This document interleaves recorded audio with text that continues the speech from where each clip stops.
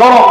এই জন্য সর্বপ্রথম নূহ আলাইহিস সালাম ওই জাহাজের ভিতর থেকে কাককে জমিনে পাঠায়। কাক কাওয়া যেটাকে বলে, এই কাককে জমিনে সর্বপ্রথম পাঠায় যে কাক দেখে আসো পানি শুকিয়েছে কিনা, জমিনে নামার মতো উপযুক্ত কিনা। এই কাক যখন দুনিয়াতে আসলো, আসার পরে খবর নিয়ে কাক আর ফিরে না, কাক আর জাহাজে যায় না। দীর্ঘ সময় হয়ে গেল কাক ফিরে না, সংবাদ নিয়ে আসে না। এরপর নূহ আলাইহিস সালাম কবুতরকে দুনিয়াতে পাঠালেন, জমিনে পাঠালেন যে যাও কবুতর, তুমি কাকের পরিবর্তে খবরটা নিয়ে আসো যে জমিনে নামার মতো উপযুক্ত হয়েছে কিনা। কাক জমিনে আসলেন, অল্প কিছুক্ষণ পরে খবর নিয়ে গেলেন যে আল্লাহর পয়গম্বর, দুনিয়ার জমিন শক্ত হয়েছে, পানি শুকিয়েছে, এবার দুনিয়ার জমিনে নামা যাবে, কোনো সমস্যা নাই। একটু পরে কাক হাজির।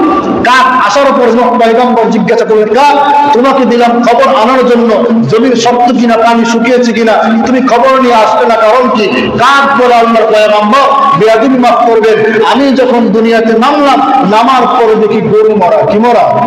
গরু মরা। ওই গরু মরা দেখার পর আমি আমার লোভ সামলাইতে পারি নাই, আমি ওই গরু মরা খাওয়া আরম্ভ করে দিয়েছি। নাউজুবিল্লাহ। কাকের এই স্বভাব আছে কি নাই? আছে কি নাই? আল্লাহর পয়গম্বর নূহ আলাইহিস সালাম বললেন, এই কাক শোনো, তোমার মানুষের সাথে বসবাস করার কোনো যোগ্যতা নেই, কারণ তোমার স্বভাব খারাপ। তোমার স্বভাব খারাপ, মানুষের সাথে তুমি বসবাস করতে পারবে না।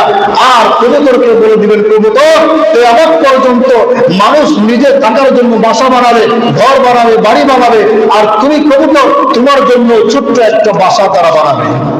সুবহানাল্লাহ বলবেন না? তোমার জন্য ছোট্ট একটা বাসা মানুষ বানিয়ে রাখবে। কাক পালেন কে? কাক কেউ পালে? কবুতর পালেন না আপনারা? কবুতর পালেন। ওই যে নূহ আলাইহিস সালাম দোয়া করেছিলেন, আল্লাহ ওই দোয়া কবুল করেছেন, যার কারণে কাকের জিন্দেগি লাঞ্ছনাদায়ক আর কবুতরের জিন্দেগি সম্মানদায়ক। ঠিক না? ঠিক।